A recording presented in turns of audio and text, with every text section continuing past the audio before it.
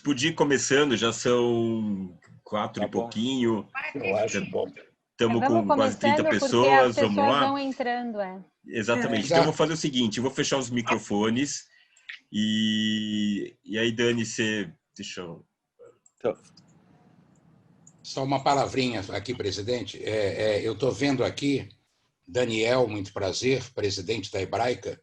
Eu estou recebendo aqui, toda a cariocada está recebendo esse fly da tua fala com o presidente da Federação de Porto Alegre e do Rio de Janeiro. É isso? É você? Sou eu, segunda-feira. Segunda-feira, 9 horas, aí. Sim, Tá sim. aqui, ó. Tá você legal, brilhando legal. aqui para os cariocas também. Para inveja das paulistas. Bom, vou fechar os microfones e aí só deixar o do Dani. Dani, se abre o teu. Boa tarde. Pronto, está aberto. Posso? Tá contigo. Tá sem som, Biba. Tá sem som. Fechou, Tá sem som. Pronto, voltou? Voltou. Voltou. Primeiro eu queria cumprimentar sempre a Stephanie, o Jorge, a Marisa, a Silvia, todo mundo que organiza assim, essa sala de estar, que veio para ficar. Efetivamente, todo mundo entra na casa dos outros e é um bate-papo gostoso. Eu não tenho sempre a oportunidade de conseguir entrar por questões de trabalho, mas hoje eu fiz questão para cumprimentar o Milton Seligman, que, para quem não sabe, sempre foi um ícone da nossa comunidade judaica, uma figura extremamente destacada, não só nos cargos que ele ocupou, nos cargos públicos que ele ocupou, mas especialmente pela forma, pelo caráter e por tudo que ele representa. Eu fiz questão de vir aqui para dizer que eu sou seu fã. Hoje ele está no Conselho de Hebraica, o Conselho de Hebraica ficando cada vez mais qualificado, e o que eu peço é que ele possa se envolver cada vez mais nas nossas instituições, porque a gente precisa de pessoas como todos que estão aqui, mas como ele, porque realmente, Milton, você tem uma luz diferente. Ficou mudo, Daniel. Ficou mudo. A gente precisa dessa luz para que a gente continue iluminando a nossa vida e vencendo todos os obstáculos comunitários, pessoais, que se colocarem na nossa vida e na nossa frente. Então fica aqui esse meu afago para você, o meu carinho e a minha admiração. Bom, essas são palavras emocionantes vindas do Daniel, presidente da Hebraica, uma referência, esse sim, uma referência da comunidade judaica, reconhecida pela própria comunidade e fazendo um trabalho espetacular no nosso clube, que não é outra coisa senão o maior clube judeu do mundo, né? Então, não é pouca a responsabilidade, não é pouco a entrega que o Daniel e o time dele, muitos dos quais estão aqui, representam. Eu estou honradíssimo com esse convite. A Silvia tem sido a relação e combinamos sobre o que falar e tal. E a ideia é realmente um bate-papo sobre um tema que é importante e que diz respeito a todos nós e diz respeito à comunidade também. A minha ideia é poder falar 20 minutos no máximo, se eu conseguir até menos, para que a gente possa trocar ideia, uma vez que eu não sou nem doutor nesse assunto, né, que possa ditar a cátedra, mas nem acho que seja o caso. Mesmo que tivesse alguém com essa capacidade, não se trata de discutir um problema teórico, um problema que a ciência, ou a técnica, ou os estudos possam resolver. Mas como é que a gente convive nesse mundo e de que maneira nós podemos conviver, não só dentro de um clube como a Hebraica, mas dentro de uma sociedade de 200 milhões de habitantes, como o Brasil, ou uma sociedade de 8 milhões como Israel. Quer dizer, qual é a forma que a gente pode organizar? E se vocês me permitem, eu já começo, né, ainda vamos dizer, maravilhado com a presença de vocês, tem queridos primas minhas e parentes queridos que estão aqui junto, honrando, e vocês todos, meus amigos de clube, parceiros de tênis e figuras que são referência. Eu me permito citar a figura do Moisés. Moisés é uma referência maior, eu acho que de todos nós, é a minha referência, um grande professor e meu queridíssimo amigo, né? Então, dito isso, eu queria falar para vocês um pouquinho sobre a questão da democracia dentro da... Milton, só queria, desculpa te interromper, mas assim, só queria, antes que você começasse a contar, só contar assim, rapidinho a tua trajetória, porque eu acho que as pessoas te conhecem em alguns momentos da sua vida, só, vamos dizer, como flashes, e você tem assim, uma carreira não só na iniciativa privada, mas pública também, interessantíssima. Pode ser? Aí depois Claro, você claro, emenda. claro. Legal. Claro, sim. Eu vou contar rápido, porque dizem que as pessoas agora terão várias profissões na vida, né? Então, eu comecei antes dos outros, porque eu já tive várias profissões na minha vida. Eu sou engenheiro eletricista de formação, me formei em Santa Maria, no Rio Grande do Sul. Trabalhei no setor elétrico como engenheiro por um bom tempo. Depois eu saí, abri uma empresa na área de informática, que era a área que eu trabalhava, mas eu sempre fiz política, desde os 15 anos de idade. Com 15 anos, eu já lutava no movimento estudantil contra a ditadura e já era organizado em grupos de esquerda e tal. Então, a política me acompanhava. E isso, quando eu dentro do setor elétrico, eu fui trabalhar em Porto Alegre, depois Florianópolis e depois fui para Brasília, onde me mudei em 76. Eu e a Graça, minha esposa, que é jornalista. Então, estamos muito ligados a essa coisa da política e tal. Eu fiquei muito amigo de muitos políticos brasileiros dessa época, que estavam na oposição, e em particular os gaúchos, né? O Pedro Simon, o João Gilberto e o Lucas Coelho, e a partir deles entrei um pouco nesse grupo que era o grupo do Ulisses Guimarães. Quer dizer, eu era um jovem, né? Mas eu circulava naquele entorno. E aí fiz política nesse período, né? Estava na empresa e fiz política.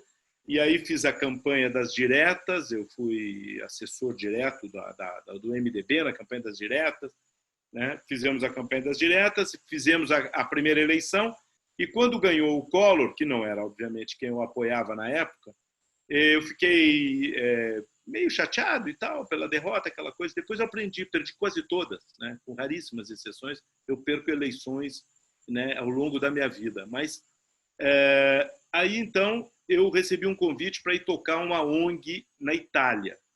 Então, eu tinha filhos pequenos na época, 7 e 4 anos, nós mudamos para a Itália, morei 3 anos na Itália como diretor de uma ONG, e nesse período teve o impeachment do Collor, e aí vários amigos meus voltaram para o governo do Itamar, e começaram a me chamar, vem aqui, estamos no governo, não sei o que e tal, e eu voltei, mas não para o governo, voltei para a campanha da fome. Eu trabalhei com o Betinho e com o Dom Mauro Morelli, né, que é meu amigo até hoje. E daí nós fizemos a campanha da fome e teve as eleições, Fernando Henrique ganhou, e aí o Jobim me convidou para ser secretário executivo do Ministério da Justiça, que é o segundo cargo do Ministério.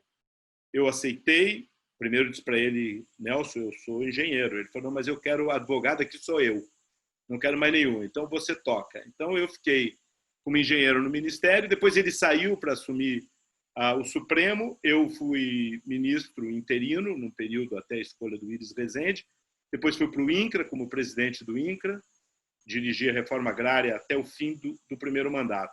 Quando terminou o primeiro mandato, eu fui trabalhar com a dona Ruth, no Comunidade Solidária, e aí o Clóvis Carvalho me convidou para ser vice-ministro da Indústria e Comércio.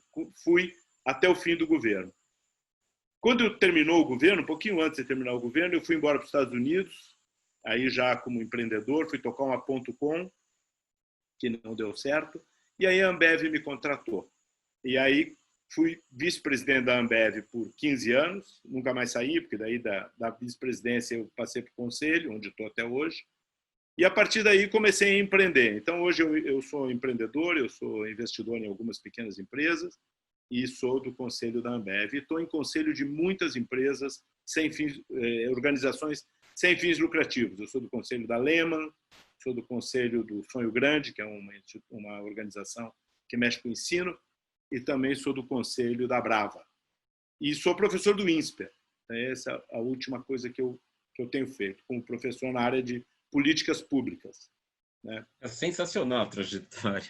Então, Incrível. essa é um pouco a coisa. Então, eu já botei os 3 chapéus, né? Eu já fui governo, já fui empresa, iniciativa privada e fui ONG. E talvez esse seja um olhar especial, né? Porque eu tenho a experiência de ter sentado nessas três vertentes que eu acredito, e vou tentar demonstrar nesse período, que é o desafio que nós temos pela frente, é o desafio dos arranjos de colaboração, dos arranjos colaborativos. E esse é o grande desafio, né? É a grande mudança que tem pela frente. Então, se vocês me permitem começar, só para contar um pouquinho como é que nós chegamos onde chegamos, né? Do meu ponto de vista, a primeira pergunta é a seguinte, quer dizer, é importante a democracia ou a democracia é alguma coisa que a gente pode abrir mão e viver num outro regime, né? Essa pergunta é feita ao longo da história humana. Ela não é uma pergunta recente. E ela não tem resposta absoluta. Cada um de nós tem que responder por si próprio. O que a democracia, que é uma grande utopia, né, é a busca de um sonho que não se realizou, mas que pode se realizar, ela oferece, ela acena com 2 possibilidades. Um regime que tenha um maior apoio à dignidade humana e que também tenha um ambiente de negócios que seja seguro e estável. Esses são os acenos que o regime democrático faz. Mas, como eu disse para vocês, essa pergunta ela foi feita desde o início. E o início da democracia é na Grécia, né? Com Platão, com o aluno dele, o Aristóteles, que é certamente o que mais contribuiu com as regras da democracia como nós temos hoje, mas ela acabou por ali. Não é que a democracia veio desde então. Ela teve esse início com Platão, com Aristóteles, com Heródoto, mas ela nunca mais, ela sumiu da história humana. Depois ela foi renascer lá no século XII, com o parlamento inglês, mas não tem nada a ver com a democracia tal qual nós conhecemos hoje. A democracia que nós conhecemos hoje, ela nasce com a Revolução Americana. Não é nem com a Revolução Francesa, é com a Revolução Americana. Porque é ali, pela primeira vez, que há um sonho, há uma utopia. O sonho dos pais fundadores da República Americana, dos Estados Unidos, é um sonho e a democracia é a ferramenta usada para buscar esse sonho. E isso vem desde 1776, quando a Revolução Americana vence e os Estados Unidos são criados como uma nação. Isso claramente influencia a Revolução Burguesa, a Revolução Francesa de 1789, pouquinho depois, né? Mas ela nasce ali. Para voltar atrás só um pouquinho, na nossa pergunta, democracia tem importância ou não?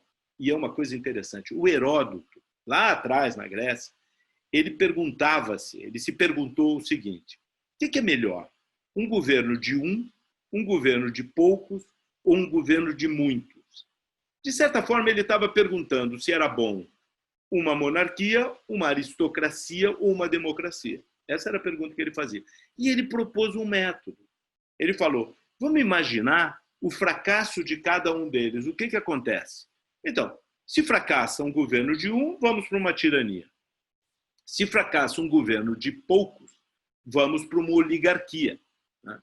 E se fracassa o governo de muitos, vamos para uma oclocracia. Eu nunca tinha ouvido essa palavra. Ouvi há pouco tempo atrás. Oclocracia. Sabe o que é uma oclocracia? Eu acho que eu não teria facilidade de explicar se não fosse aqui. Aqui na Hebraica eu explico. É um governo de schlepper. Essa é a definição de oclocracia. Um governo de schlepper. Porque não tem nada melhor do que isso para classificar a oclocracia. Então é isso, quando acontece. Eu não sei se isso diz alguma coisa para vocês, mas muitas vezes eu olho para o lado e me parece que, em alguns casos, né, há uma schlepperei tocando o governo e a democracia começa a fazer água. Mas o Aristóteles, ainda nessa época, ele falou uma coisa que depois nos perseguiu até hoje. O que é um bom governo? E ele diz o seguinte, o bom governo é o governo onde os governantes respeitam a lei. E depois, lá adiante, os americanos vão falar do rule of law, né? Um governo onde a lei está acima dos homens, onde não há ninguém acima da lei. E depois tem a frase que todos nós conhecemos, somos muito gratos ao autor dela, que é o Churchill, né? Que a democracia é a pior forma de governo, com exceção de todas as outras que já foram tentadas. Então, tudo isso que a gente está vendo, tudo isso que a gente está lendo, quer dizer o seguinte: a democracia, por melhor que seja, ela é ruim, ela é complicada, ela é difícil de tocar e ela não tem garantia de que você vai ter um regime que vai ser bom. Pelo contrário, ele vai ser ruim. Todos os que estudaram garantem isso. Então, os americanos criaram, e depois se consagra, uma ideia de que é necessário ter pesos e contrapesos. Quer dizer, a democracia não pode ser alguma coisa que a maioria possa fazer tudo o que quer. Nem pode ser alguma coisa em que a maioria não seja respeitada. Olha que complicado. A maioria tem que ser respeitada e não pode fazer tudo o que quer. Dois autores, um deles é o Levitsky, de Harvard, escreveram um livro o ano passado sobre por que as democracias morrem, e eles falam bem disso. Eles dizem assim: a democracia tem que ter um guarda-reio, dois guarda-reios. Um guarda-reio que é a maioria tem que ser respeitada, e o outro que é a maioria não pode tudo. Ela tem que ter comedimento, ela tem que ser comedida. E isso é muito difícil. Então, esse talento de respeitar a maioria, as formas com que a democracia se organiza, mesmo aqui no caso do Brasil, e aí a gente tem o nosso próprio presidente, que é um advogado, imagino que tem outros aí que conhecem bem, ela tem uma forma que é diferente daquilo que se vê, por exemplo, nas redes sociais. As redes sociais cobram, no caso da existência da democracia brasileira, um respeito à maioria. Ganhou, levou, faz o que quer. Não é assim. Mas é isso que se vê a maioria das pessoas cobrando. Quando a gente vê como é que é a nossa democracia organizada, a gente vê que ela é organizada em 3 poderes. Na verdade, o poder é do Estado. São 3 poderes que se distinguem, que se separam para que possam funcionar em pesos e contrapesos. 2 são majoritários, o Executivo e o Legislativo. É a maioria que os elege e eles operam a partir da maioria. O Executivo não, porque ele executa. Mas o que ele executa, o famoso orçamento que ele executa, é aprovado por maioria. E tem um terceiro poder, que é o Judiciário, que é contra-majoritário. E muitas vezes a gente fica cobrando os juízes que eles estão tomando decisões contra o interesse do povo. Eles estão lá para isso, por incrível que possa parecer. Eles são contra-majoritários. E eles são contra-majoritários de 2 maneiras. Primeira delas, quando eles retiram uma decisão majoritária. Exemplo melhor essa semana, a retirada da sua posição do governador do Rio de Janeiro. Temos cariocas aqui conosco, viveram isso. Então, foram eleitos pela maioria e o judiciário, a partir de uma denúncia, criando o devido processo legal, eles retiram esse executivo, né? Então, é uma decisão contra-majoritária.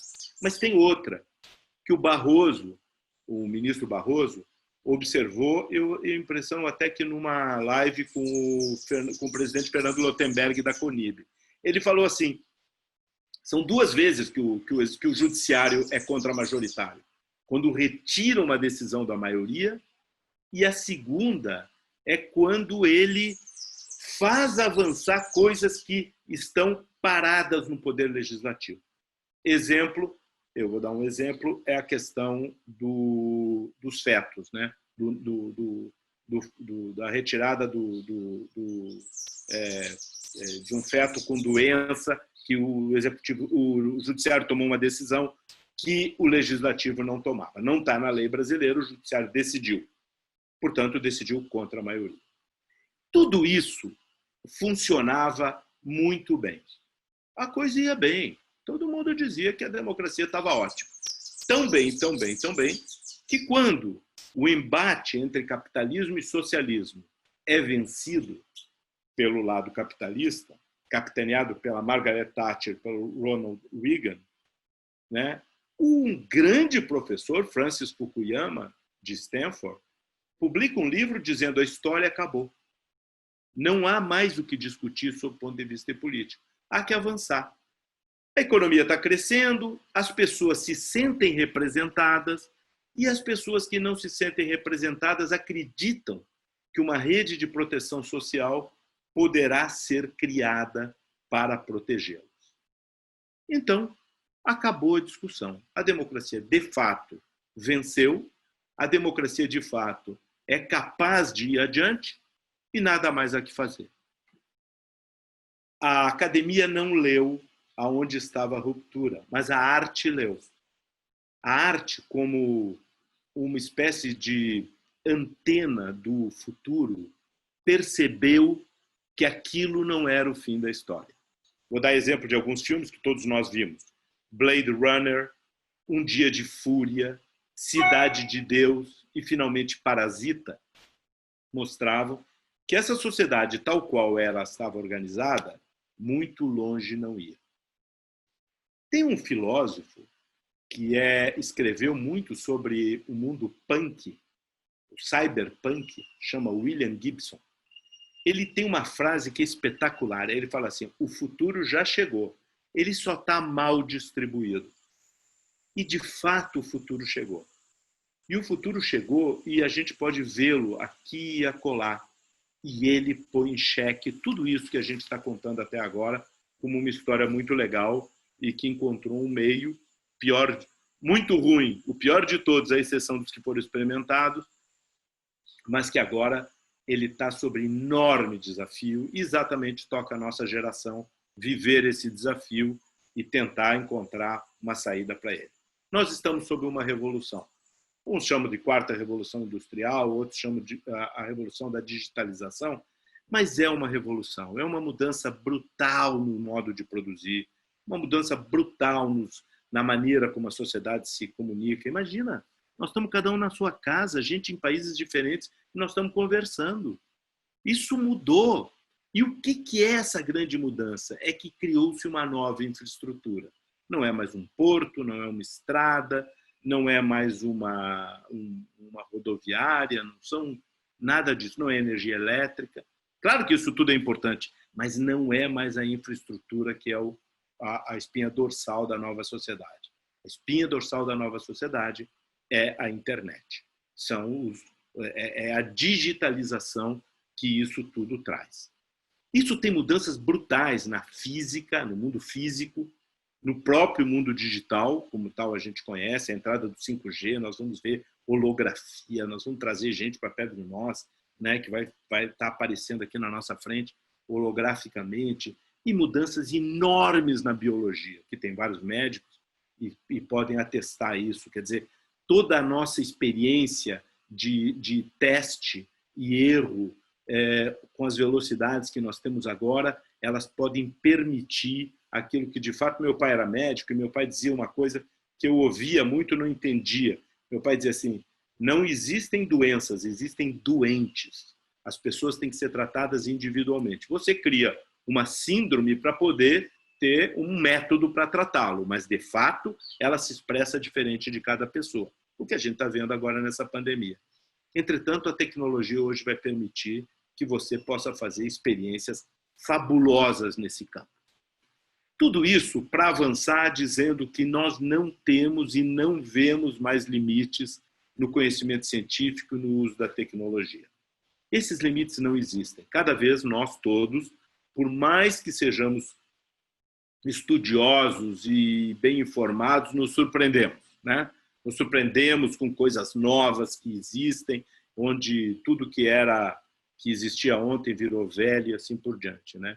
Aonde está o limite das coisas? Aonde está o framework que vai nos permitir vivermos em sociedade de modo que as pessoas se sintam representadas, se sintam protegidas e possam imaginar que existe uma convivência dentro da sociedade?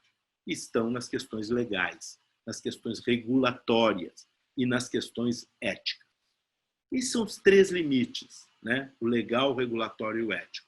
E isso traz para dentro do mundo da política, eu não sei quem me disse, eu quero me candidatar, você me ajuda? Olha só o que espera para quem quiser se candidatar ou para quem já está nos cargos do que Aí, vem. Marisa, é com vocês. Isso mesmo, né? Então, o que a gente vai ter pela frente? A gente vai ter impactos na economia, a gente vai ter impacto nos negócios, a gente vai ter impacto nas governanças locais, nacionais e globais. Isso talvez fosse fantasia, mas agora com essa pandemia está na cara que a falta de governança global é muito significativa quando você faz com que um vírus possa parar o mundo do jeito que parou, né? Você vai ter mudanças e impactos na sociedade e também nos indivíduos, que mudam profundamente a partir de todas essas mudanças e essa vamos dizer, essa base que sai debaixo das pessoas e deixa no ar. São mega desafios. Eu cito alguns só para lembrar. No mundo do trabalho é o maior deles, né? Quer dizer, não tem trabalho para todo mundo da maneira que a gente conhece, porque as máquinas vão substituir. Você já deve ter lido sobre as fábricas sem luz, né, que já são feitas, que são fábricas que não têm sequer um trabalhador, nenhum supervisor, nada. A fábrica é montada, fechada, lacrada e ela funciona.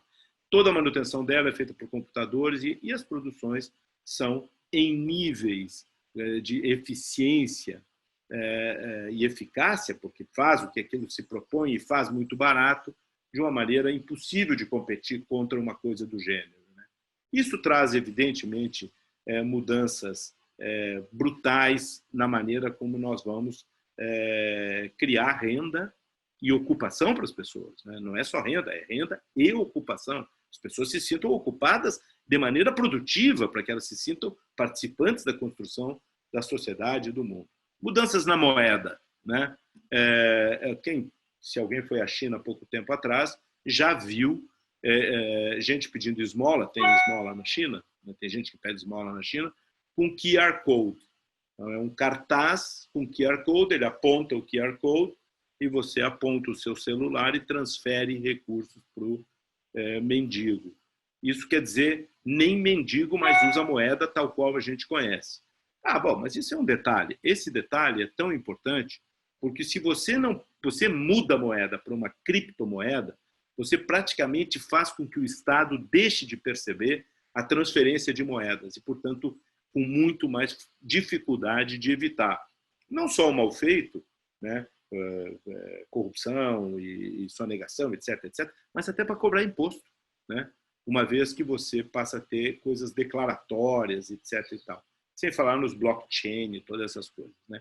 Governança, como eu já falei, questão de responsabilidade, segurança, privacidade, agora estamos tendo uma lei nova de privacidade, mas privacidade é um grande problema, e assimetrias de poder. Então você vai ter, dentro de uma sociedade como essa, alguns segmentos muito preparados, que vão ter uma enorme capacidade de poder, contra outros completamente sem essa mesma capacidade e muito mais sujeitos àquilo que os outros decidirem. Isso tudo vai provocar uma enorme pressão sobre os governos, uma enorme, assim, brutal pressão sobre os governos. Porque os governos, tais quais eles eram organizados há algum tempo atrás, eles deixam de ser, eles passam a ser percebidos pela sociedade como um grande prestador de serviço, no qual você paga e você quer o serviço prestado, num nível de qualidade que você lê ou vê sendo prestado, às vezes por pequenas unidades, por pequenas frações organizadas do mundo produtivo, uma empresa. Por exemplo, você diz, bom, se essa empresa presta esse serviço assim, por que o Estado não presta? Desconsiderando a enorme dimensão que tem um e outro, mas as cobranças são essas, né? E isso vai fazer com que os governos tenham que se reinventar. E a grande reinvenção que muitos percebem, e eu acredito, é a criação de arranjos colaborativos. Eles têm nome, às vezes chama-se PPP, mas não estou dizendo que a PPP resolve tudo, não. São arranjos colaborativos, no qual você vai ter que aprender a colaborar com a sociedade civil, com organizações com fins lucrativos, com empresas e com o grupo do Estado. Eu dou um exemplo do nosso clube, da Hebraica. Será que o Estado seria capaz de fazer o que a Hebraica está fazendo para readequar a sua vida ao pós-pandemia da maneira brilhante que fez? Né? Por tudo que eu li, eu estou longe, infelizmente, mas eu tenho acompanhado. Né? Toda essa mudança faz com que você seja colocado a um mundo totalmente novo do ponto de vista do governo, que necessita cabeça aberta, porque as mudanças serão brutais. O que nós estamos fazendo? O que nós estamos falando? Nós estamos falando que vão surgir muitos atores não estatais e que vão ocupar espaços enormes. Eu podia gastar horas explicando, mas eu vou dizer só uma coisa. Daqui a pouquinho, a Amazon terá um faturamento maior que 95% dos Estados-nações tem de PIB. Uma empresa. Então, os atores não estatais vão passar a ocupar um espaço brutal. O poder muda completamente. O poder, e a gente vai ver, pense no Brasil para ver se não é verdade. Essa frase é do Moisés Naim, que é um sociólogo venezuelano, ele mora nos Estados Unidos. O Naim diz o seguinte: o poder será muito mais fácil de conquistar, muito mais fácil de conquistar, muito mais difícil de usar e muito mais fácil de perder. O Brasil provou. Quem imaginava que o Bolsonaro ia ganhar uma eleição um dia? Ninguém, né? Muito bem. Muito mais difícil de usar e muito mais fácil de perder. A Dilma pode contar essa história. Muito mais fácil de perder, né? O Brasil teve, num curto período, nós temos 50 anos de democracia, todos somados 50 anos, não contíguo. Nos 50 anos, nós tivemos, nessa parte contígua, que é a maior, que é a que nós estamos vivendo, 3 impeachments. É uma coisa espetacular, né? Então, na verdade, não, tivemos dois. Tivemos o Collor e a Dilma. Quer dizer, é uma coisa... E acabou o top-down. Muitas vezes a gente vê dirigentes públicos, presidente da República, governadores, prefeitos, brabos porque eu sou o presidente, eu sou o governador, eu sou o prefeito, eu mando e não quero e vou decretar. Acabou. Acabou o top-down. Hoje, os arranjos necessários para fazer as coisas andarem são muito, muito mais a busca do colaborativo. E aí, a gente volta lá para Aristóteles, lá no começo da história da democracia, mesmo que não tenha sido contínuo, mas lá no começo, onde ele diz o seguinte: olha, a mais importante qualidade para uns governos dirigidos ouvindo a maioria, portanto a democracia, é a prudência. A prudência, que vai nos permitir ter comedimento. Dito isso, a bronca é desse tamanho. E aí eu quero conversar com vocês, né? Nós vamos precisar de governos mais ágeis, que sejam a favor da tecnologia, mesmo sabendo os problemas que ela tem. Temos que preservar a maioria, não podemos amassar as minorias e temos que aumentar barbaramente a nossa capacidade de cooperar e armar arranjos que sejam de colaboração entre os vários setores. Como é que se faz isso? Eu não tenho a mais vaga ideia, estou louco para ouvir de vocês. E estamos dispostos aqui a conversar. Obrigado. Sensacional, sensacional a explicação. Eu até fico curioso, né? Porque no final, assim, a gente migra para exatamente uma ruptura, né? Porque para as coisas andarem, você, de certa maneira, acaba tendo que ter uma desconexão de governo, quer dizer, porque nem como regulador ele acaba funcionando pelas travas, né? Deixa eu fazer um comentário que eu não sei se você contou tanta coisa, eu tenho um monte de coisa para perguntar, até uma lista de perguntas. Mas a primeira eu quero ir nessa ali que você falou, você é engenheiro, eu também sou engenheira de formação, né? E há pouco tempo eu li essa história, o Brasil é o país mais judicializado do mundo. mas não é mais judicializado que os Estados Unidos, é mais judicializado que a soma de todo o mundo. Então, a minha pergunta é até onde isso não implica nessa confusão toda que a gente vive, que é muito advogado pensando e poucos engenheiros ou outras profissões, né? Então, essa é uma pergunta que eu tenho para fazer, se isso aqui não teria que ter uma grande mudança nessa forma de pensar, não nessa forma... Né? Que essa parte colaborativa, às vezes, se discute e não sai do lugar. Então, essa é uma pergunta, assim, não teria que mudar essa forma de pensar. Né? Então, é por aí. Eu não sei se vocês querem que eu responda uma por uma ou a gente junta, mas o que você fala, Stefani, é o seguinte. Claro, a gente traz uma tradição do direito romano, né? E traz uma grande tradição ibérica, né? E essa tradição é boa, ela não é ruim. Eu, pelo menos, não acho que ela seja ruim. Mas ela é totalmente diferente da tradição saxônica, né? A tradição saxônica, que é da qual Israel, por exemplo, faz parte, né? Que é a mesma tradição, onde você não tem Constituição. Quer dizer, o judiciário nesses países, ele vai fazendo, no caso dos Estados Unidos tem, mas com pouquíssimas emendas ao longo de toda a sua história. E o que acontece? O judiciário, na medida que vai tomando decisões, a partir do modo como a sociedade evolui, essas vão sendo as regras gerais sobre as quais a sociedade está organizada. Bom, legal. No nosso caso, não. É direito positivo. Tem que estar escrito. Se não está escrito, não interessa o que eu pensei. Se eu pensei uma coisa, mas escrevi outra, vale o que está escrito. O direito é positivo. Então, o que acontece nessa hora que a revolução não escolheu o país, né? Essa revolução toda do modo de ser e de produzir na sociedade humana, ela apanha um lado e outro. Então, eu vou citar de novo o ministro Barroso. Primeiro, eu gosto muito dele. E segundo, que eu acho que ele tem uma cabeça muito moderna nesse sentido, porque o ministro Barroso ele é formado no Brasil, evidente, ele é advogado formado no Brasil, mas ele é pós-graduado nos Estados Unidos. Então, ele tem essas duas vertentes na cabeça dele. Ele tem uma vertente que é do direito saxônico, né, consuetudinário, e do direito positivo romano. Então, ele diz o seguinte: no mundo moderno, nenhum nem outro, os dois. De novo, é uma colaboração. Não dá mais para ser só positivo, vai ter que ser consuetudinário, né?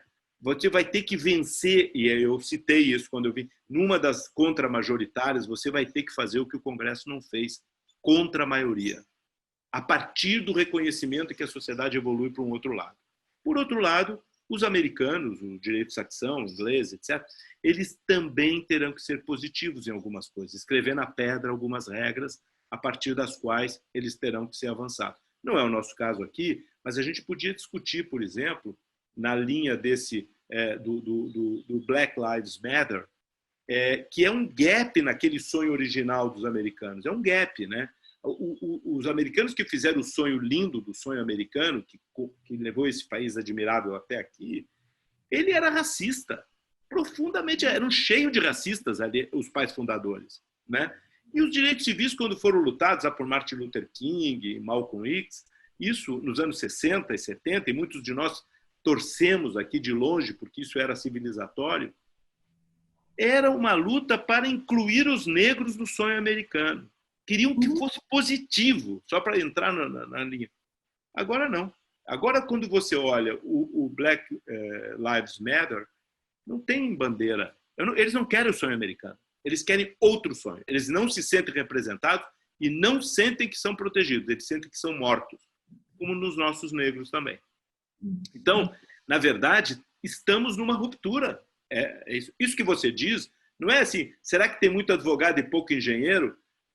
Pode até que seja, mas só que tanto advogados como engenheiros estamos todos frente a esse novo que nós vamos precisar construir com muito pouca verdade e muita dúvida. E acho que isso é um bom método. Jorge, posso fazer uma pergunta? Claro. Por favor. Primeiro, eu queria agradecer e parabenizar o Milton. É sempre um deleite escutar o Milton falar. Realmente é uma reserva moral e técnica e política desse nosso país, no momento que a gente só vê trevas pela frente. Ontem eu conversei com um amigo, que é o vereador Gilberto Natalini, que desistiu da sua carreira política. E eu conversei, ele não vai se recandidatar, e eu conversei longamente com ele ontem, e ele começou a me contar, por exemplo, que dos 55 vereadores, 15 são pastores evangélicos, identificados apenas com a causa das suas igrejas, 11 são ligados ao PCC, e contou como funcionam as periferias, enfim. Até quando a corrupção vai mandar no nosso país? Até quando a corrupção vai ditar normas, vai assassinar pessoas, vai assassinar reputações? Porque o que você fala na teoria realmente é muito bonito, Estado mínimo, a forma como esse Estado tem que trabalhar, mas a corrupção não permite. Os bons estão indo embora, estão ficando só os corruptos e ruins. Como você vê esse futuro baseado nisso, Milton? Antes de você responder, Milton, deixa eu complementar, porque a minha pergunta tem a ver com isso também que o Ricardo falou. Porque eu ia justamente trazer essa sua história também, da iniciativa privada, toda essa sua história que você viveu, e você trabalhou 15 anos na Brahma, né, na Ambev, que é a eficiência, né? Então, tem a ver com isso. Como é que o Estado é tão ineficiente e gera desperdício, tem falta de controles? Ele é totalmente diferente provavelmente da sua vida empresarial, né, como executivo. Então, como é que você enxerga que todo esse conhecimento todo é trazendo junto, justo com o que o Ricardo falou, né? Porque na empresa você consegue tirar as coisas podres, mas aqui não. Como juntar isso tudo? Olha, deixa eu começar cumprimentando a minha irmã que está aqui, a Rosana, que eu estou vendo ela aqui. Estou com saudade dela. Olha, deixa eu dizer uma coisa assim. Eu não acho que a empresa, que a maneira como as empresas são administradas, e a Ambev é um bom exemplo de eficiência e eficácia, seja transferível imediatamente para o mundo público. Os objetivos são outros, né? Você tem objetivos que são, enquanto na empresa o teu objetivo é, de certa forma, muito simples, e você consegue resumi-lo em ter um bom resultado no teu balanço, quando você vai para o mundo público, o que você tem que fazer é inclusão e crescimento, e que são coisas, na maior parte das vezes, contraditórias entre si. Então, envolve um talento de fazer com que essas coisas funcionem, que em determinadas quadras da vida ele não tem solução. Em determinadas quadras da vida não tem solução. Então, quando você encontra, por exemplo, período de grandes guerras, não tem o que fazer, né? Todo o esforço de guerra drena os recursos e tal. E muitas vezes, em ambientes como nós estamos vivendo agora, são ambientes nos quais você tem essa dificuldade de poder ter clareza para onde nós vamos. Eu nunca defendi o Estado mínimo, de qualquer modo, se isso parece, eu defendo um Estado que seja eficiente, né? E que não seja absoluto, só isso. Né? A palavra mínimo eu não sei o que é, eu não sei conceituar, por isso que eu não defendo, não é que eu sou contra, eu só não sei o que significa. Né? O Ricardo, o que eu acho assim, sobre a questão da corrupção, ela é uma questão que você tem que levantar a cada momento e sempre. É impossível você conviver com uma sociedade e pedir sacrifícios em determinados momentos se os dirigentes são corruptos. Isso é absoluto. Né? E esse mal, e esse problema, é um problema que não é brasileiro, exclusivamente brasileiro, mas ele é também um grande problema no Brasil, de sempre, de toda a vida. Né? Então, eu acredito que um esforço para você transformar a honestidade com as coisas públicas em um bem a ser elogiado por todos é um esforço de todos e de cada um. Então, esse é o primeiro problema. O fato das pessoas serem capazes de enfrentar a corrupção, inclusive trazerem processos que enfrentem a corrupção, não quer dizer que esse processo seja em si virtuoso. Pode não ser, né?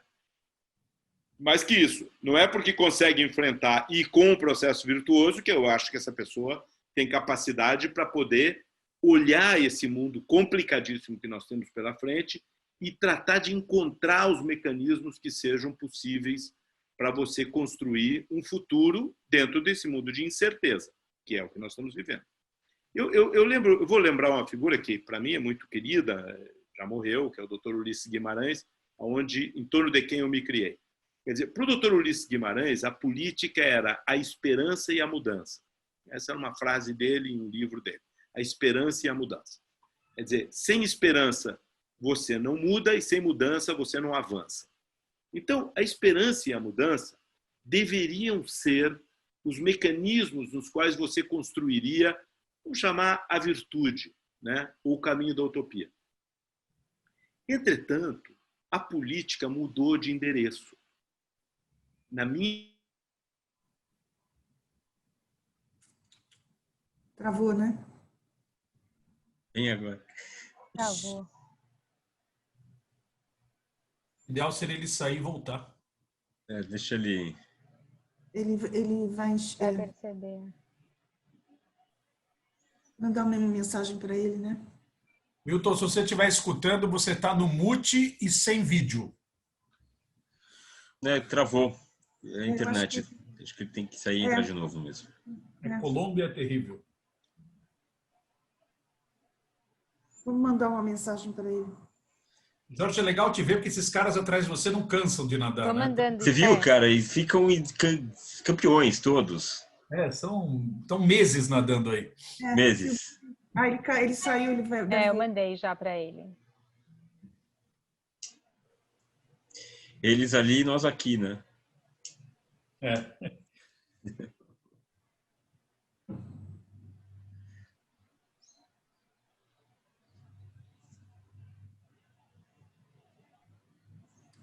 Está chegando mais alguém.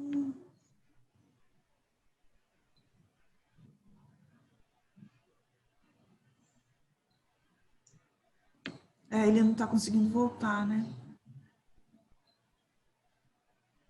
É complexo nesse mundo da gestão pública. Os caras... Jorge, eu consegui voltar pelo celular, viu? Ele deve estar tentando. Deve Silvinha, estar tentando.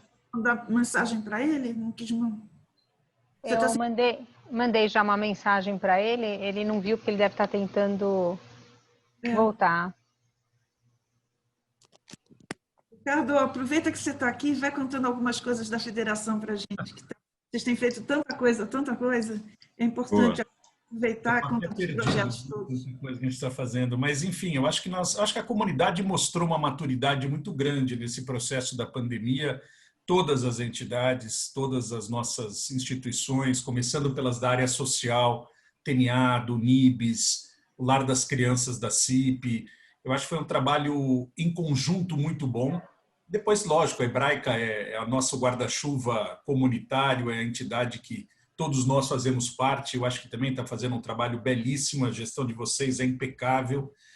E a federação vem coordenando, a gente vem trabalhando em algumas frentes em relação a isso, tanto na questão do retorno das sinagogas, das escolas. Agora nós vamos lançar um material sobre o retorno às famílias, né? Como visitar o seu parente mais velho para as festas, né? Para Rosh Hashanah e Yom Kippur, tudo sempre alinhado com o Hospital Albert Einstein.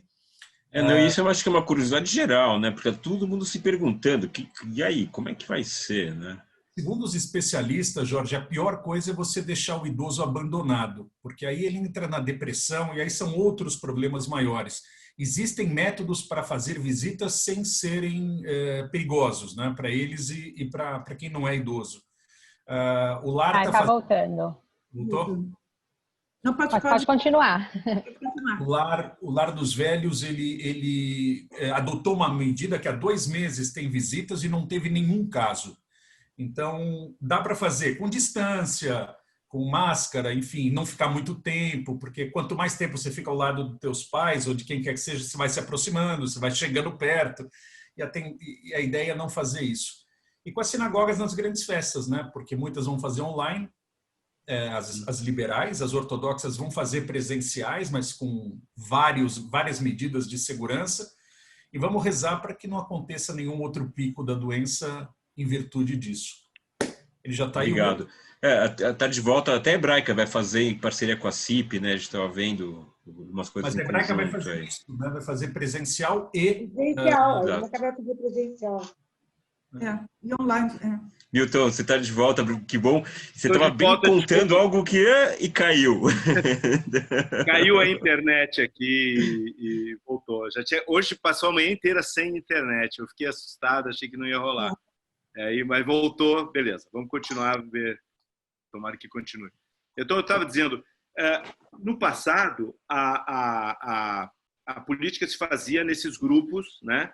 A casa da política, vamos chamar assim, o endereço da política eram grupos, partidos, você organizava diretórios nas cidades, e aqueles partidos que tinham maior capacidade de estarem organizados, eles ganhavam as eleições.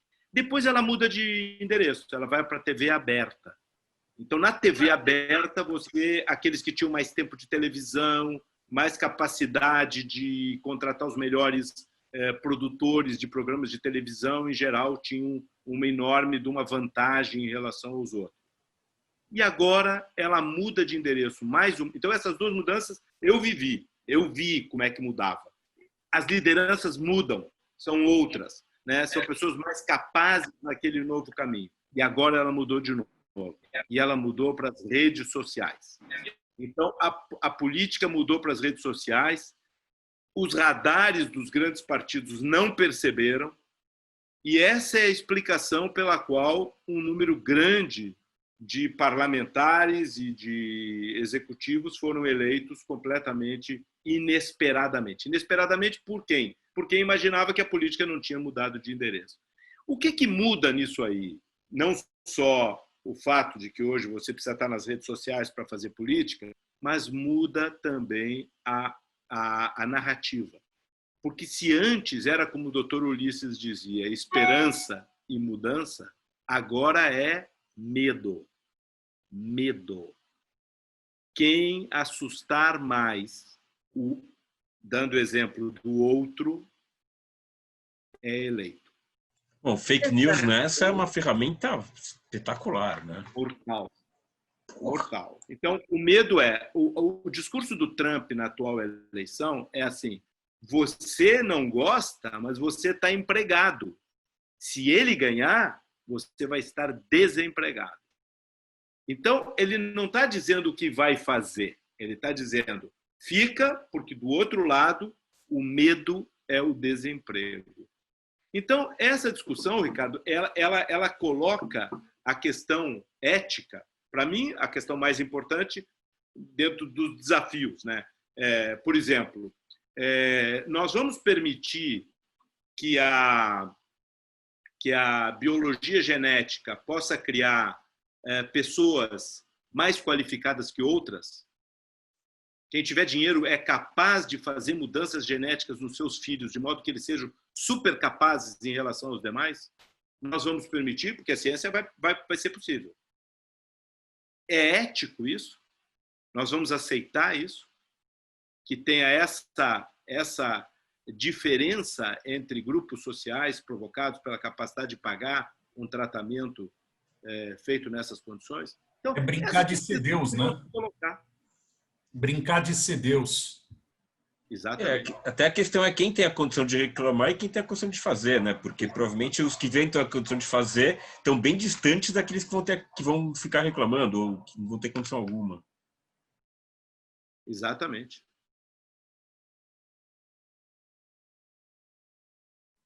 Money Talks. Money Talks, é isso aí.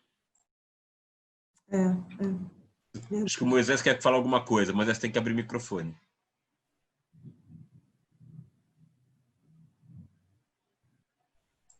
Você tem que desmutar, Moisés.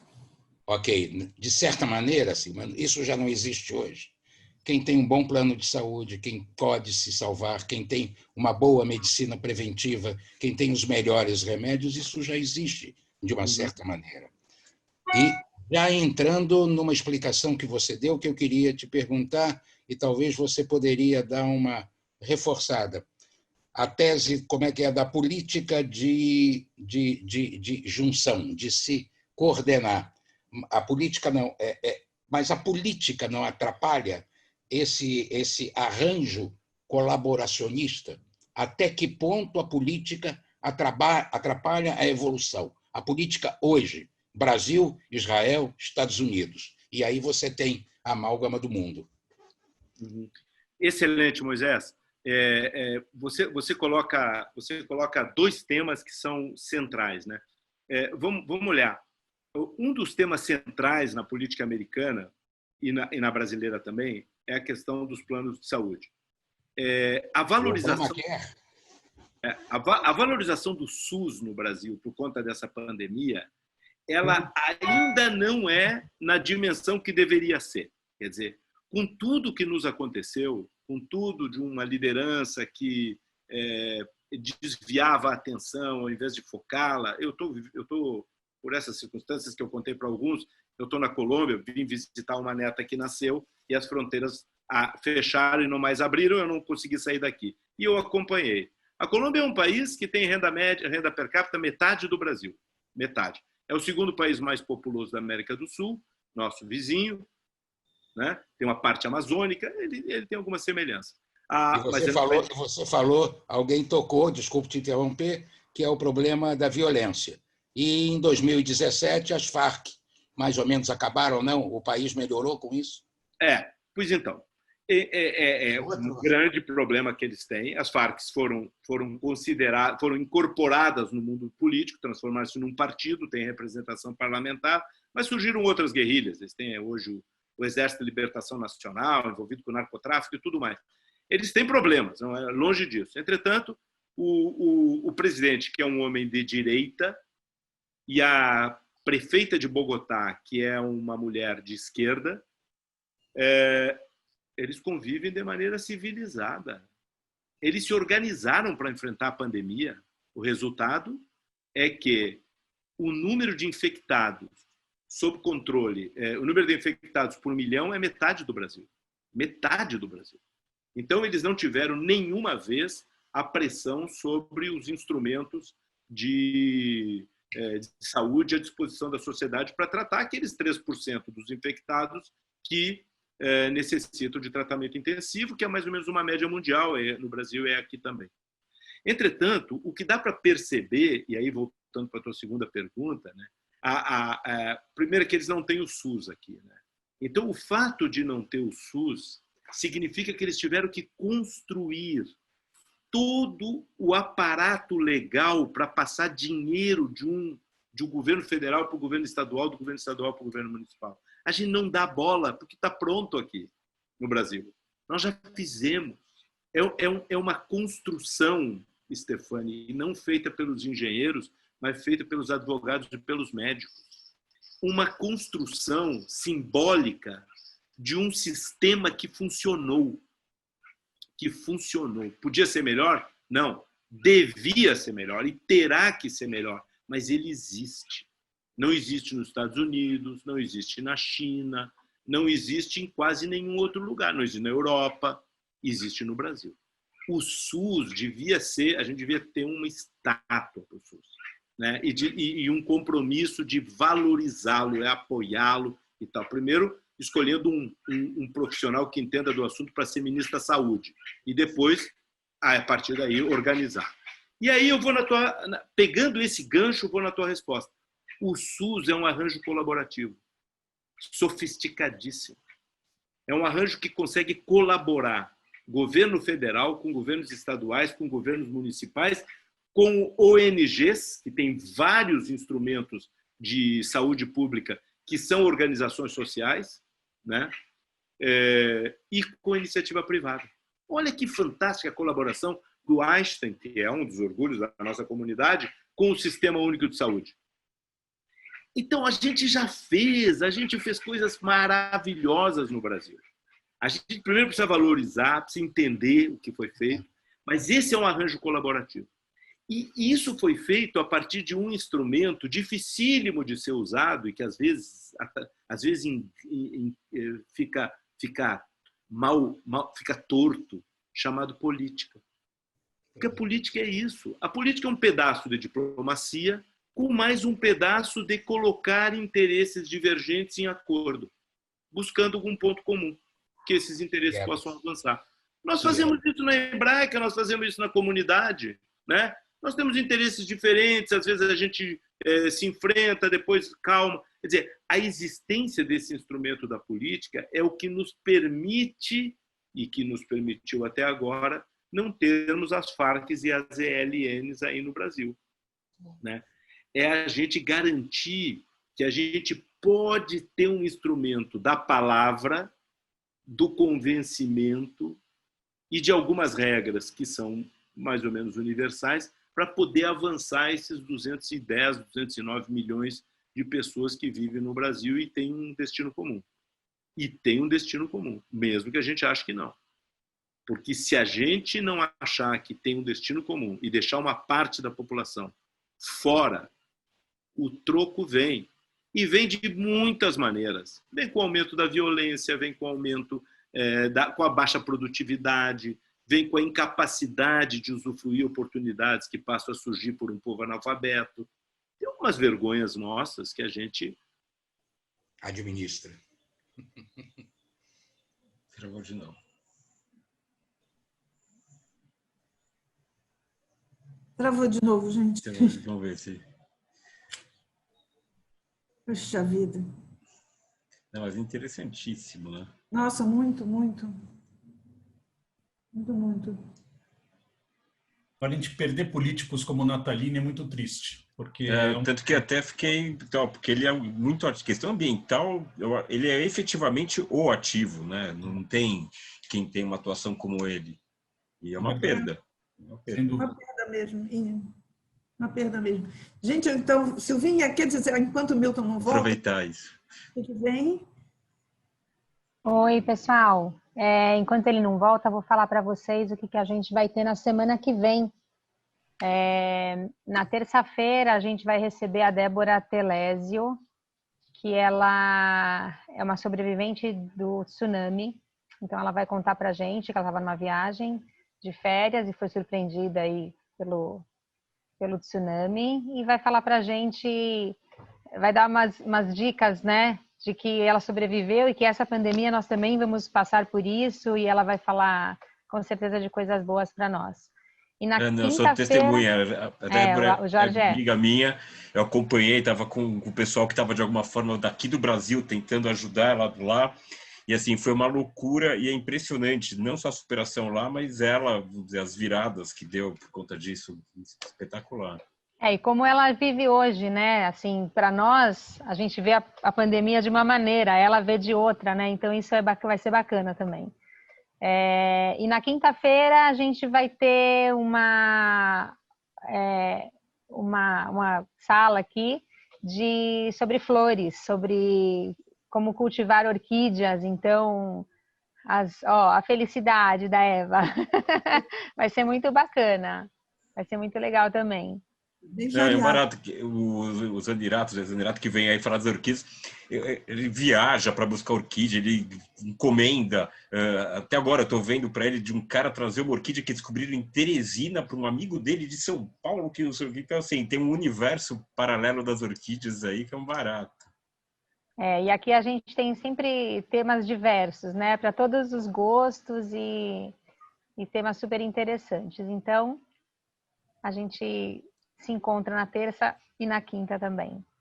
E vou aproveitar mais um assunto que, enquanto ele não volta, é o estatuto, o novo estatuto, né? A gente tem uma nova proposta do estatuto, que eu tenho o prazer de ter feito parte da confecção desse novo estatuto por 10 pessoas, inclusive o Bialski, né, que estava aqui, o nosso presidente, e ele está aberto para consultar todos os sócios, tá?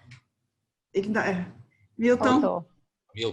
Desculpe, então, só complementando do assunto da Steph, Milton, só um pouquinho, então o estatuto ele foi para consulta, tá? Então é importante, foi um trabalhão, que a gente do time de estratégia acabou acompanhando na paralela também. E assim, trazer o clube a presente, né? Aquela história que o futuro é o que está agora, então o estatuto é bem isso mesmo. Milton, isso é para você também, tá, Milton? O novo estatuto está disponível, é muito importante opiniões como as suas, tá? Eu tive o prazer de fazer parte, tem muita coisa, ideia minha lá dentro, e fomos 10 pessoas, era uma comissão, a gente ouviu sócios, conversou com muita gente, mas ele está aberto agora à consulta pública. e a gente quer ouvir o sócio mesmo para os ajustes finais, tá? Então, todos vocês que são sócios, é só para sócio, obviamente, quem não é sócio não vai ter acesso, tem que entrar no sistema, com a senha de sócio e baixar o estatuto. E eu quero muito ouvir você, viu, Milton? Tá legal. Eu participei da reunião do conselho onde foi apresentadas as mudanças e tal, mas eu vou ler assim. Tá convidado. Eu tenho que ler, né? Como conselheiro, é o que me cabe. Exatamente. Foi um trabalho muito grande, tá? Isso eu tenho que contar para vocês. É verdade, muito. Eu aproveito para dar os parabéns para a Steph e time aí, porque assim, um ajuste de estrutura assim, para os dias de hoje mesmo. Tem tudo a ver com o que você está contando para a gente, tá? Por isso que eu tenho perguntando muita coisa. Eu aprendi muito, porque eu era a engenheira do grupo, óbvio, advogada. Foi um aprendizado. E foi por isso que eu te fiz essa pergunta. Tá? Vamos lá, deixa eu te dar a palavra de novo. Muito bem. Não, eu não sei se eu terminei, porque eu segui falando, depois que eu me dei conta que tinha caído, eu estava falando, eu não sei nem onde eu parei. Até queria aproveitar, Milton, assim, a gente fala muito, quer dizer, é um dos assuntos, né, que estão aí e geram o medo, que esse governo tende para um caminho que vai contra a democracia, de ditadura. Você acha que todos os sistemas de comunicação que a gente tem, com as mídias sociais, tem a condição de voltar uma ditadura no mundo que a gente vive, Brasil? Jorge, eu acho assim, se você pensar numa ditadura no modelo do golpe de 64, não tem o menor sentido.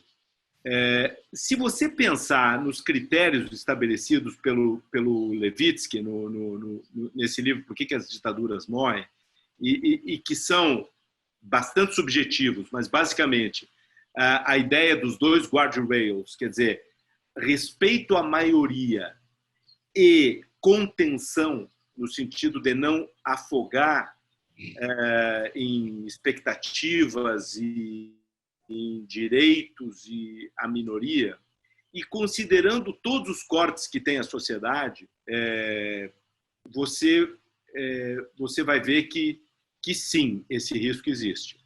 Eu vou dar um exemplo que é assim.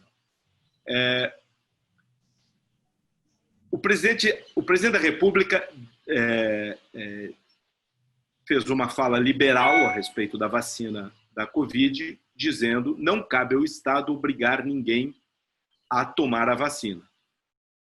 Então, essa é uma leitura, vamos dizer, no sentido bastante liberal. Quer dizer, o Estado não tem a obrigação de impor, ou não tem o direito de impor a ninguém o uso de uma vacina, de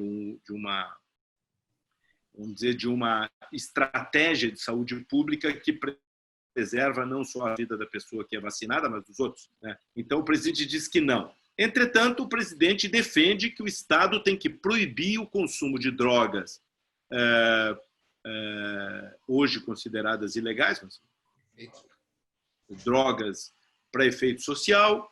O Estado tem o direito de impedir que qualquer qualquer mulher faça aborto. Perfeito. Então, quando você se dá conta, e mais outras coisas, né, a respeito de costumes.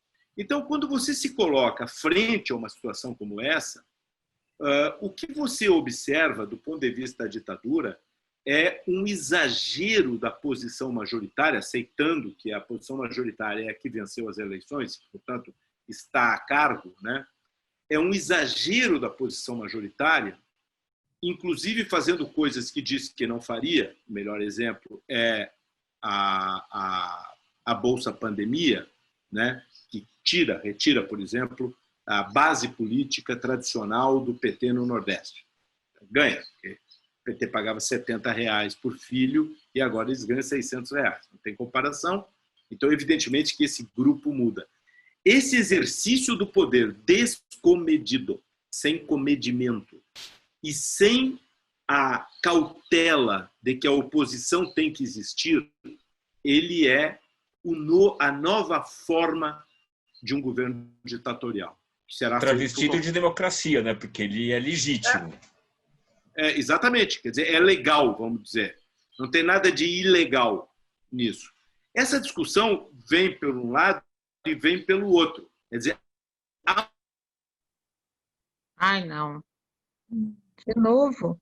Toda a discussão de né? Se houve comedimento por parte de quem tinha a maioria naquele momento. Se esse comedimento foi usado. É uma discussão interessantíssima do ponto de vista teórico, para quem gosta dessa discussão. O que é certo é que, sim, há risco da democracia tal qual a gente entende. Que a democracia tal qual a gente entende é assim, não basta quem ganha fazer o que quer, porque uma parte considerável da população ficará de fora e, portanto, atrapalhando, na medida que seus interesses não são atendidos, o avanço dessa sociedade. Vamos pegar no caso americano, que é mais fácil, né? No nosso caso aqui, a gente está muito metido no meio da discussão, gosta do presidente, não gosta do presidente, então a discussão atrapalha. Mas pega no caso americano. O Black Lives Matter me parece assim, o melhor exemplo, né? As pesquisas mostram as pessoas que estão envolvidas nessa luta da defesa dos direitos da população negra americana, que é uma população minoritária, não é o caso brasileiro, hein? Aqui é maioria. No Brasil é maioria, nos Estados Unidos é minoria. A defesa dessa minoria não quer fazer parte do sonho da maioria, não quer mais. Olha o risco de uma sociedade que o cara diz assim, eu não quero ser igual a você.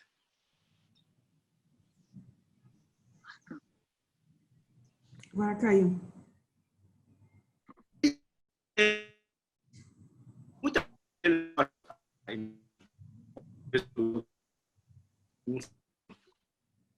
você derruba... Milton, a gente perdeu a última... A gente perdeu os últimos 30 segundos aí, você travou. Você falar de novo. Eu olhei e vi todo mundo parado, assim, alguma coisa tinha. Minha sugestão, né? Milton, de repente, fecha o teu vídeo, aí tá, acho que melhora. Pode ser. Pode ser. Ótimo. Estamos te ouvindo bem. Boa. Então, quer dizer, na verdade, o que você tem, o risco que você tem de um regime não formato antigo, né? Um formato é muito mais decisões sendo tomadas desconsiderando a existência de minorias. Sendo que as minorias, no caso brasileiro, algumas vezes são, né? Dado que o presidente foi eleito sem partido, não tem representação no Congresso e não tem ninguém que tenha uma representação superior. Ninguém. Então, todos, em um determinado tipo de corte, são minoritários. Bem sui generis isso, né? Gente, já passou bastante tempo. Milton, só tem... é verdade. Só tem uma pergunta. Não, o papo é muito bom, né? Você dá para ficar horas. Flavinha, você quer fazer sua pergunta? Está sem som, está sem som. Não, eu só tinha perguntar, eu queria perguntar para ele o que ele achou do caso super antidemocrático do Marcelo Crivella, só isso. Pois é, eu concordo com você, é super antidemocrático, né? Eu acho que eu vou dizer uma coisa assim, eu acho que a junção de religião com o Estado é sempre um desastre. Eu não conheço nenhum exemplo que deu certo, nenhum. Não há um único lugar em que isso acontece. Em Israel isso não funciona, né? O fato, por exemplo, dos grupos do judaísmo liberal não terem acesso ao cotel porque o Estado tem um acordo com um partido religioso que assim não permite, é uma vergonha. Também acho. Então, eu acho que isso, quer dizer, isso eu acho em Israel. Quer dizer, não é porque... até a minha irmã, a Rosana, que está aqui, ela uma vez me mandou lá um texto do Brizola contra os evangélicos, eu até falei para ela, disse, não, o Brizola está errado, não devia ter dito isso, porque tem evangélicos e evangélicos. Mas depois eu fui ler o que o Brizola falou, e o Brizola tinha toda a razão. O que ele dizia, aquilo assim, era parte dos recursos públicos passando por dentro da religião, para a religião poder, pagando com votos a favor do governo, poder fazer o seu proselitismo religioso, usando o Estado. Isso deu errado sempre. Vai dar errado no Brasil.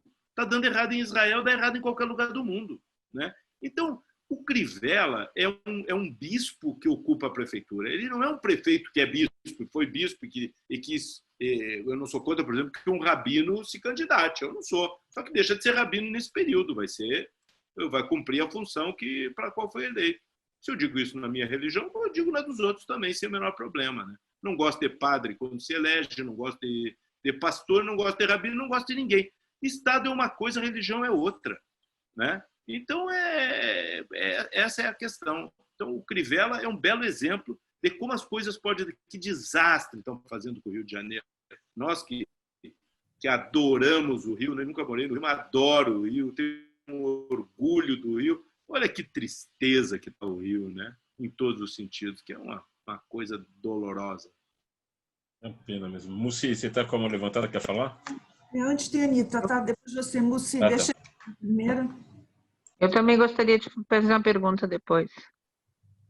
Então, vamos lá. Vai, Anitta, tá conseguindo? Então vamos fazer o seguinte. Anitta tá aberta, pode só um pouquinho. Falar. Anitta, aí o Mussi pergunta na sequência e depois a Silvia. E o Milton vai de uma vez, porque como a gente já passou o tempo, vou ter que fazer o papel chato de dizer que a gente está chegando no final e tal, aquela coisa toda. Então, vamos assim, Anitta, depois Mussi e depois Silvia. Muito prazer, muito obrigada, adorei toda a palestra. Só queria saber a sua opinião se o Bolsonaro volta como presidente ou não. Mussi, você pergunta. Sem som. Anitta, você podia... Eu peço desculpa, mas interrompeu, eu não ouvi a sua pergunta. Você faz de novo? Faço. Eu gostaria de saber a sua opinião se o Bolsonaro volta como presidente ou não. Tá. Vou seguir o Jorge. Faz as 13 eu respondo essa. Mussi. Tá bom. Primeiro eu queria agradecer pelo enriquecimento intelectual que eu tive agora essa tarde. Muito obrigado. A gente tem um entendimento melhor e tem uma visão melhor da situação brasileira. E a pergunta é, será que não foram as administrações desses últimos 12 anos que elegeram o Bolsonaro, será que não foram culpados e por serem tão corruptos, eles defendiam a não corrupção e eles que foram os maiores corruptos, será que não foram eles que agraciaram o Bolsonaro para presidente? Legal, entendi. Silvinha. Bom, eu primeiro me apresentar, eu sou prima do Milton, eu sou de Porto Alegre, e eu tenho toda a minha história de trabalho voltada no setor público, seja federal, municipal, estatal, enfim. A minha observação em relação à questão dos, que eu não sei se o Milton concorda, em relação a esses desmandos, vem muito, porque eu trabalhei muito tempo em órgão municipal, da leviandade com que se fazem leis, porque as leis são tão diversas e tão contraditórias que tudo é possível acontecer. Então, me impressiona muito o descomprometimento do legislativo com a realidade brasileira. Essa é a minha preocupação sempre, porque, enfim, essa é a minha dúvida, Milton. Legal. Eu acho que são... Eu vou deixar a da Anitta por último. Eu vou começar com a da Silvia, que eu acho que emenda na do Alberto, e depois... Silvia, eu acho assim, ó, você trabalhou muitos anos no setor público, você conhece bem como é que é o setor público, e você sabe que é uma das coisas mais difíceis que existem. Sim. E as pessoas, de um modo geral, não pensam assim. Então, quando você elege um prefeito, um governador, e até um presidente da República, muitas vezes, a escolha do primeiro escalão, dos cargos comissionados, é feito sem um critério de qualificação adequada das pessoas. Isso não é geral, não tem um governo que só escolhe gente ruim. Eu vou dar um exemplo. Eu não gosto do governo Bolsonaro, não gosto. Entretanto, eu reconheço que tem um preciso de infraestrutura que é excepcional. Eu gosto muito das coisas que ele faz, eu gosto muito das coisas que ele diz, do que ele escreve, e da maneira como ele desenvolve essas atividades. Mas quem é o Tarcísio? O Tarcísio tem uma formação militar, mas o Tarcísio ficou anos estudando, ele é concursado na Câmara dos Deputados, e ele conhece a legislação de trás para Tarcísio, o framework sobre o qual ele tem que trabalhar, e as propostas que ele faz fazem sentido, têm sentido na realidade brasileira. Eu digo isso para dizer o seguinte: a formação dos quadros para trabalhar no poder público é um grande desafio que o Brasil tem. Os vereadores, do mesmo jeito, né? As pessoas se elegem e depois, dentro dos acordos lá, permitem a existência de legislações absolutamente estapafúrdias, de um lado. De outro lado, e aí vem toda essa questão, por exemplo, da Silvia, eu conheço, a minha prima querida, eu conheço trabalhando no Ministério do Trabalho, na Justiça do Trabalho. E ela conhece bem a questão da precarização das relações de trabalho. A precarização das relações de trabalho é esse edge que nós estamos vivendo, né? Esse limite que nós estamos vivendo de uma revolução na qual o aumento de produtividade nos joga para uma área na qual não está legislada, não tem norma. Então, é um bruta desafio, porque não tem a verdade, né? Tem o desafio de um mundo novo no qual você encontra o cara usando inteligência artificial, substituindo mão de obra e assim por diante, e isso transformando na uberização dessas relações, que é como a gente comumente diz. Bruta de um desafio, né? Imagina, esses vereadores que fazem essa lei, amanhã terão que fazer lei sobre o automóvel sem motorista. Já pensou? Eles não sabem fazer do Uber, vão ter que fazer sobre o automóvel sem motorista. E se esse automóvel bater no meu carro, quem paga? O engenheiro de software do carro? O dono do carro, que nem estava ali? Ou quem? E se atropelar uma pessoa? Quem é o responsável? Imagina os desafios regulatórios que tem pela frente, né? Isso de um lado. De outro lado, os governos passados, todos os governos passados, eu não vou ficar só nos 12 anos do PT, posso botar os do PSDB, que eu estava lá dentro, etc. e tal, são governos que aplicaram, né? E aí é uma discussão que vai demorar algum tempo ainda para saber se eles são continuidade um do outro ou se houve ruptura, mas são governos que fizeram uma enorme distribuição de renda, de incorporação e de inclusão social. Esse é o mérito desses governos, que vem desde o Plano Real e termina, aí é uma opinião, né? Na minha opinião, na metade do primeiro Dilma, do Dilma 1. E as razões para isso estão publicadas, assim, as razões pelas quais você tem um autor, que é o Sérgio Abranches, escreveu um livro sobre presidencialismo de coalizão, que explica por que os governos se degradam ao longo do tempo. Porque na montagem do governo, no presidencialismo de coalizão, você acaba criando as condições disso que você corretamente observa como um governo que criou uma situação de corrupção de uma visibilidade brutal que nunca tinha se visto, né? Então, isso pode explicar que boa parte de uma certa classe média apoiasse o Bolsonaro. Entretanto, hoje, eu acho que o Bolsonaro tem seus méritos para ter sido eleito, méritos políticos, não administrativos, nem de desejo de país que ele tem, que não é o meu. Por que eu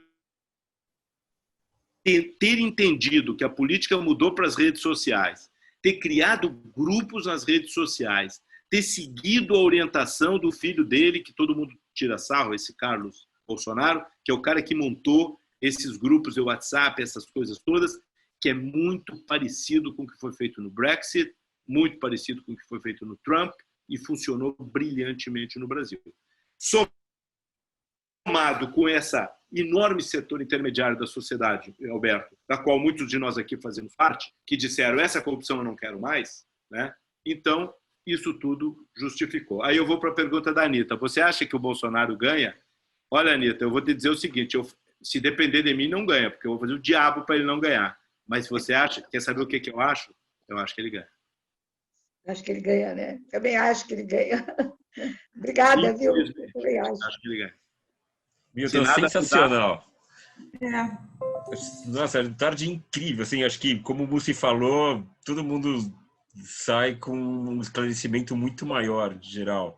Deixa ele ficar mais um pouco. Deixa ele ficar mais um pouco, Jorge. Não, eu adoraria, mas ó, era para ir até às 5, já às 5h30. Você vê que o papo é realmente parabéns. muito bom. Milton, parabéns, meu amigo. Obrigado. Silvinha, quer contar de novo o que vai ser na próxima? Só para a gente... Volte sempre, volte sempre. Foi um obrigado, prazer. Obrigado. Estou louco para ir no clube jogar tênis. Milton, obrigada, viu? Milton, muito obrigado, Milton. Moisés, um beijo. Dona Célia recíprocos, meu caro. Tô saindo. Olha! Eu só queria colocar aqui, o Daniel deixou uma mensagem. Célia tá aí, ó. Maravilha, Milton. Adorei. Milton, o Bielski deixou uma mensagem aqui que ele teve que sair antes e deu os parabéns pela eloquência, pela competência, talento. Então, acho que é o que todos têm a dizer aqui. Não dá para ser diferente. Ricardo também deixou uma mensagem. Também queria agradecer. O Ricardo foi ótimo também. Uma música, né? E Milton, a gente ficou um pouco na dúvida, a gente é meio chato, a gente discute bastante, né? O pessoal organizador. Então, a gente escolheu ele como... A Marisa não está mais aqui, mas ela que falou, né? Como é que é? Escolhemos ele porque ele é bonito. Tá bom. Não, e tem a ver com, eu imagino agora, depois de te ouvir, também com a tua posição. Então, vou colocar aqui. Tá ótimo. Muito bom.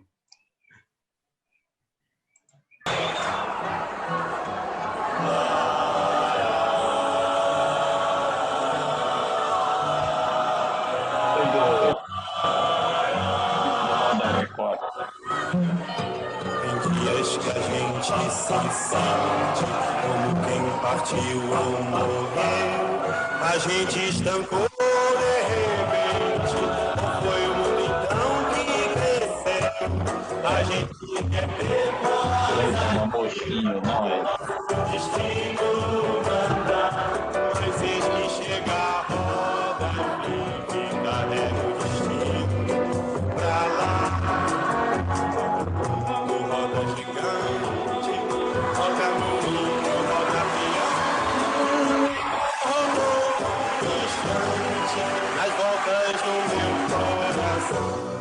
A rodada sai amulada, não quer mais rodar com o senhor. Não posso fazer serenata, a roda de samba acabou. A gente Moisés, escolheu essa música. Estou aqui me deleitando. Eu quero saber quem vai aparecer como candidato contrário. Festival da Record.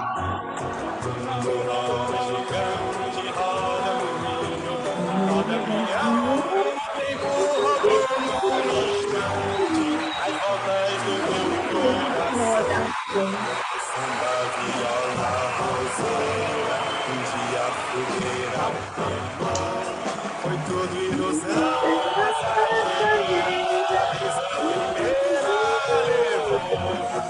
A saudade vai passar no tempo parado, mas diz que chegar a saudade. Milton, ainda pensou ou não, né?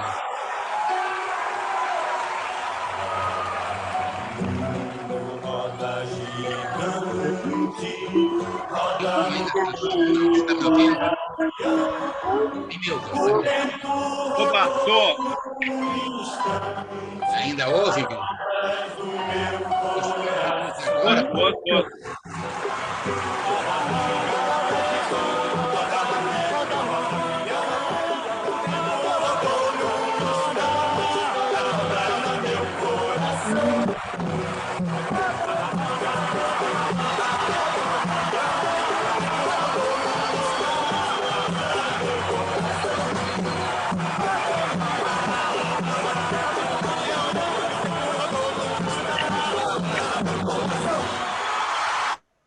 Muito bom. Muito bom. Muito bom. Pô, que legal. Pode falar, Moisés. Você estava querendo falar com o Milton? Ele disse que estava dando aula no INSPER, que eu tenho uma neta de 20 anos que é aluna do INSPER. Oba! Que legal, que legal. Júlia Fuchs. Você conhece o Zé Alexandre Schenkman, né? Conheço. É o irmão da minha mulher. Olha, que barato. Eu acho que o Zé Alexandre... Júlia, ela passou para as outras universidades, mas foi, e o Lisboa ainda está dirigindo, então ela está fazendo o último ano no INSPER, mas não sei se ela é tua aluna ou foi tua aluna. Ela está no Rio agora. Não é não, mas assim... Ela faz economia. Eu fiquei feliz em saber. E quero te dar os parabéns. Nós todos ficamos. Obrigado. Tá ótimo, pessoal. Um grande abraço para todos. Tudo demais. Obrigado, Milton, eu também tenho 2 netos no INSPER, viu? Eu sei, os seus eu sei. É que eu converso com eles lá. Todos vão passar por média. Muito bom. Valeu, pessoal. Obrigado. Um abraço, pessoal. Obrigado, Milton. Obrigado. Demais. Valeu. Valeu, pessoal.